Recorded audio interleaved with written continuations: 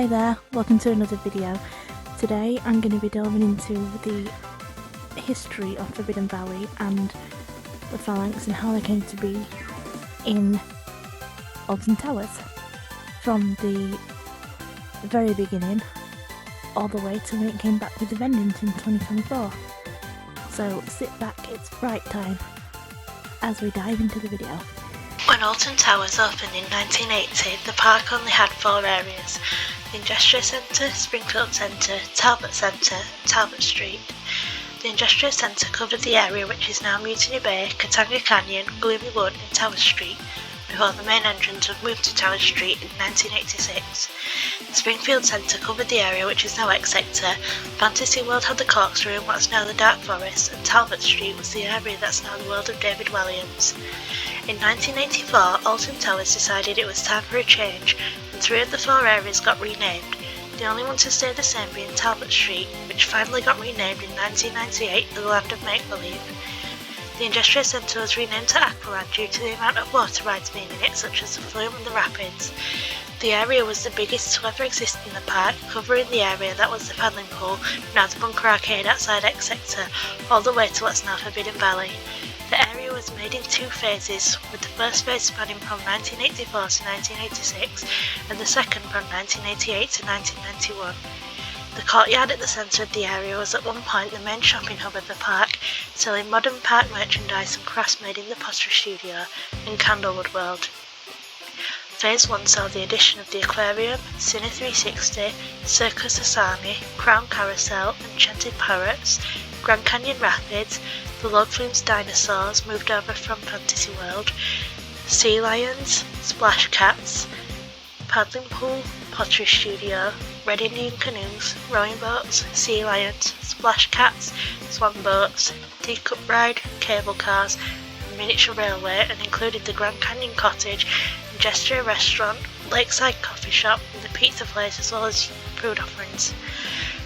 People could buy souvenirs in Candlewood World, the Pottery Studio, Shell Shop, or buy more camera film to capture more memories at the Fujifilm shop with the addition of Shopping World. In Phase 2, the Splash Cats became the Swan Boats and the food and shopping options expanded to add Courtyard Cantina, Henry's Sandwich Box, Pizza Potato Court, Taste of America, China Gallery, Leisureware, Third Dimension Shop and Toys of Character.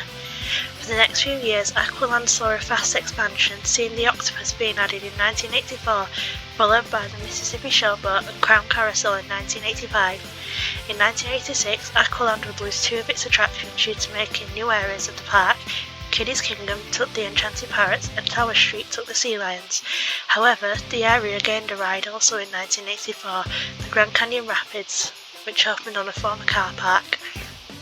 1986 saw changes to the courtyard, with the Industrial Restaurant becoming the Pizza Place and Shopping World becoming Candlewood World. By the lake, Lakeside Coffee Shop opened in the old Annie's Souvenir Shop. The 1987 season once again saw Aqualand shrinking as the cable cars were removed and replaced by the current Sky Ride. The old cable cars left space for the teacup rides to be added and the aquarium to be relocated beside the Sky Ride. As well as this, the Swan Boats were added to the Industrial Lake in replacement of the Splash Cats. During this season, the Red Indian Canoes were removed. For the 1988 season, the Crown Carousel was moved to Talbot Street behind the towers, while the 3D cinema was added, replacing the Cine 360. From here, the area was complete. In 1990, Tussauds took over ownership of the park and desired more theming and immersion. Aqualand was split off into Thunder Valley, Gloomy Wood, Katanga Canyon and Merry England, with the main area near the Swans and the Flume being themed to a medieval village. Merry England was much the same as the original incarnation, only seeing the octopus moved to Talbot Street and the Big Top moved to the farm and the outright complete removal of the Mississippi Showboat. 1988 also saw Candlewood World close, being replaced by the China Gallery. In 1992, Katanga Canyon saw the addition of the Runaway Mine Train, while the Grand Canyon Rapids renamed to the Congo River Rapids and the Gloomy Wood gained the Haunted House. In 1990, the Sea Lions left the park and their enclosure was turned into an RC boat show. Also in 1990, in an area beyond the Sky Ride's turn station, the Thunder Loop were opened. This was a shuttle loop coaster, which formerly lived at King's Dominion from 1997 to 1986 as King Cobra. The train would be launched into a loop where it would go off a spike at the other side and do the whole thing backwards before stopping again in the station. With an hourly capacity of 1,400 people an hour, queues were always kept to a minimum, because as people rode it more, it became increasingly thrilling, especially when wet, because the wet track caused the ride to speed up. With the addition of the new ride, Thunder Looper Snacks opened, which was later renamed to Thunder Valley Food Fair, and in 1992 the area was renamed to Thunder Valley after the Thunder Looper. Also in 1992 the construction of Nemesis began. Sadly though, due to noise complaints and the fact it could be seen above the tree line, Thunder Looper had to be removed at the end of the 1996 season. Rumour also had it that local farms had trouble with cows producing calves at the wrong time of the year due to the noise it produced. However, the ride still operates today as Catapult in Hopi Hari, Brazil, where it has been since the 1999 season. In 1988, Alton Towers opened a Schwarzkopf Jetstar 3 in Coaster Corner, a ride similar to the Black Hole, which was a Jetstar 2, although the Jetstar 3 would not be enclosed. This ride was named the Beast and would use the old Black Hole trains after the Black Hole received new ones, as the Beast didn't arrive with trains. It would become the main attraction in its area. People thought that the Black Hole and the Beast were the exact same ride as each other, but this was proven not to be the case, with the Beast being taller, allowing for an extra layer on its spiral lift hill and an extra drop. This would stay on Coaster Corner until noise complaints forced the closure of the area. While the other rides in the area were removed completely, Alton Towers chose to move the Beast into the new Thunder Valley after returning it to its manufacturer for a full refurbishment. Here it would open with a new paint job, now being red rather than green, and it would stay this way until the 1997 season, when it was removed to make way for Secret Weapon 5.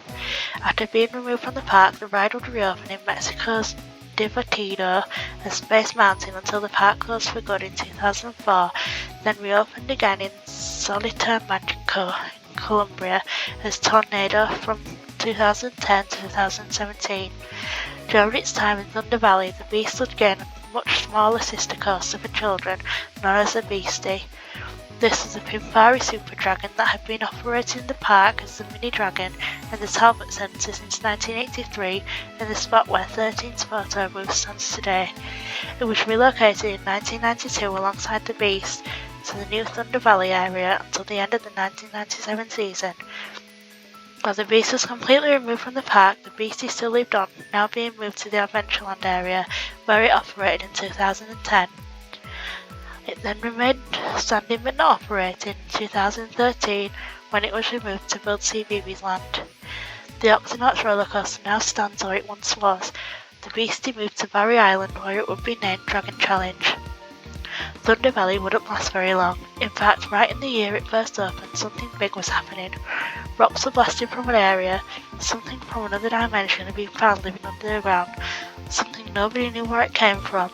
During routine maintenance in Thunder Valley, something had been awakened from 2 million years of sleep. Archaeologists and Ministry of Defence are called to the area to investigate the creature, where they pinned it down with 250 tons of steel, which guests could ride. The Phalanx now stand guard over the creature, but is everything all as it seems? Due to the Thunder Looper being a popular yet noisy attraction, Alton Towers decided something needed to replace it, so they asked Aerodynamics, who Tussauds had just worked with, to make Vampire at Chessington for proposals for a pipeline coaster, which Alton Towers are planning to name Secret Weapon, which is to be themed after a secret military facility, and would be 980 feet long due to height restrictions placed in the park. After blasting out the ground to try and make the ride longer and revising the original design into Secret Weapon 2, John Wildley travelled to Utah to ride the prototype. However, he deemed it to be too boring. Wildley's friend Stuart Cosgrove told him about Bollinger and Mabillard in Switzerland developing a new type of roller coaster where riders would sit underneath the track in flawless trains.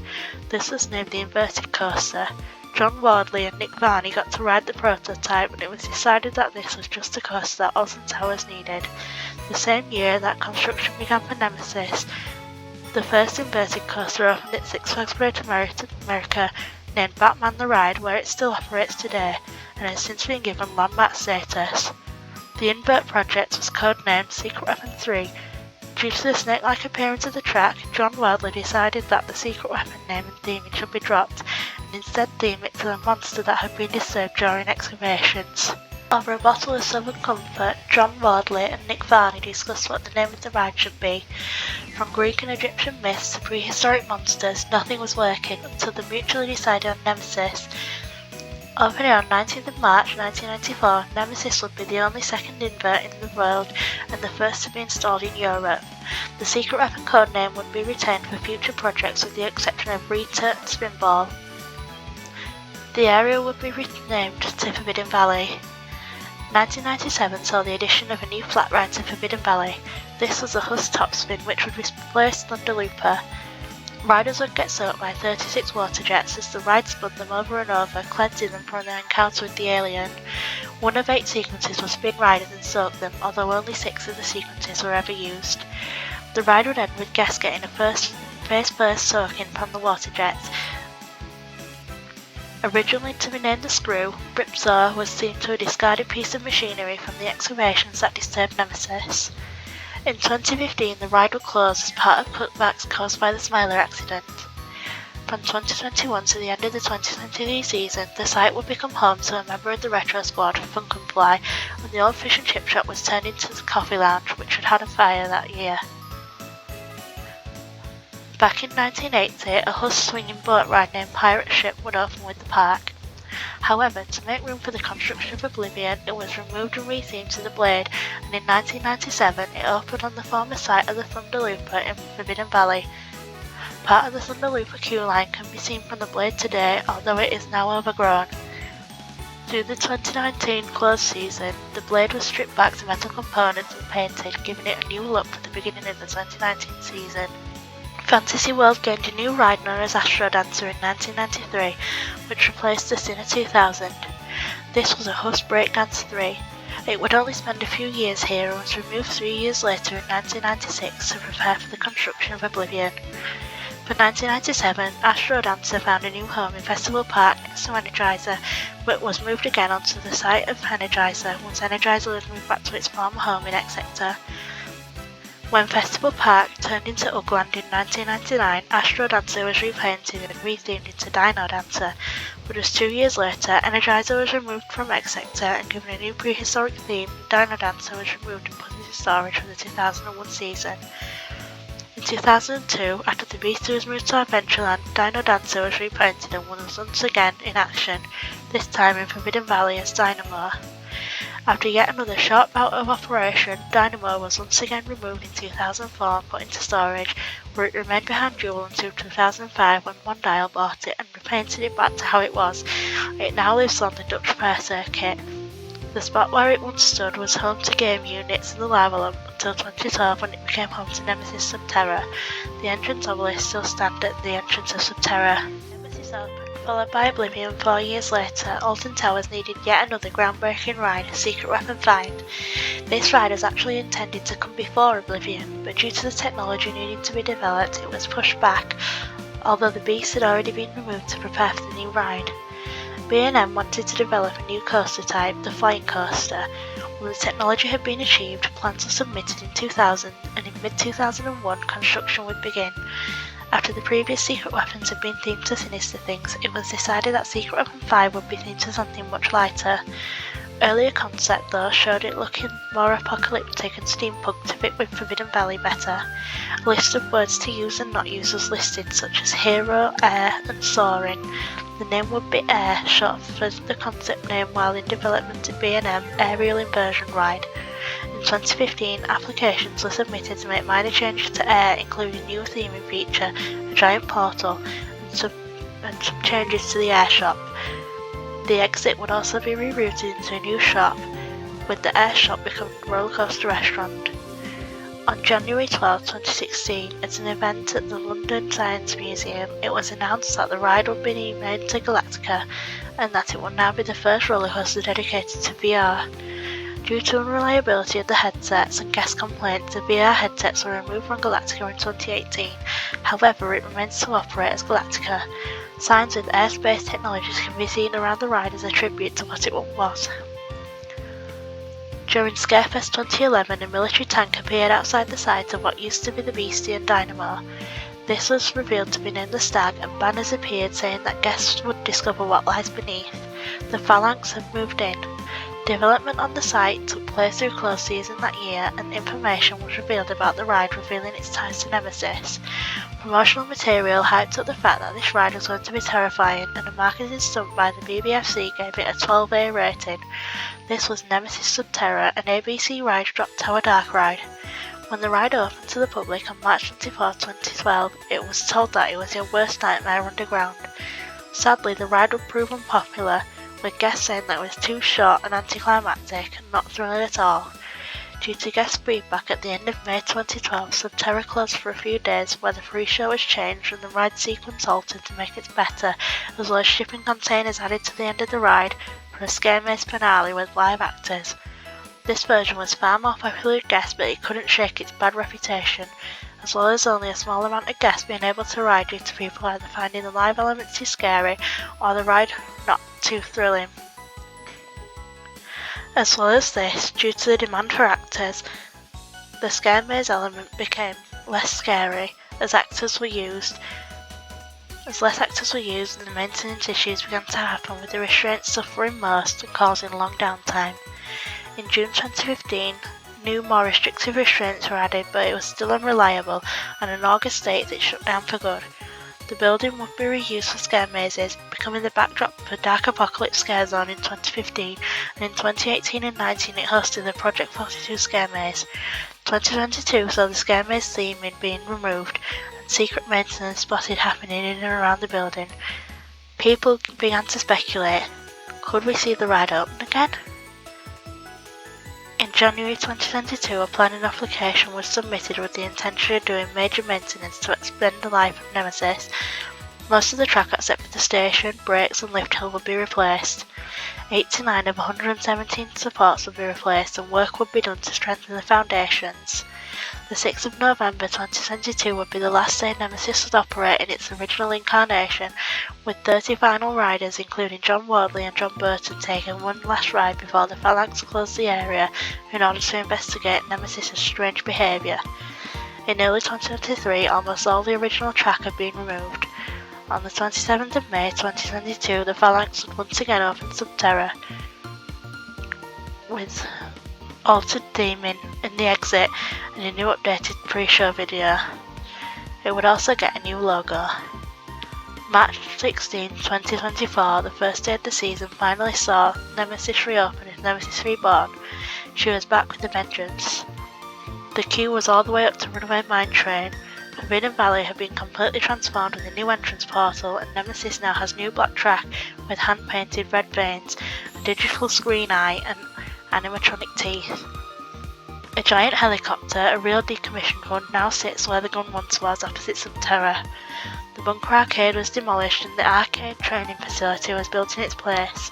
Roaming actors playing people like the Phalanx, Professor Whitaker, the Seek the Truthers, and the man who lost his bus to the Nemesis creature in '94 now patrol the area, making Forbidden Valley feel more alive than it ever has done.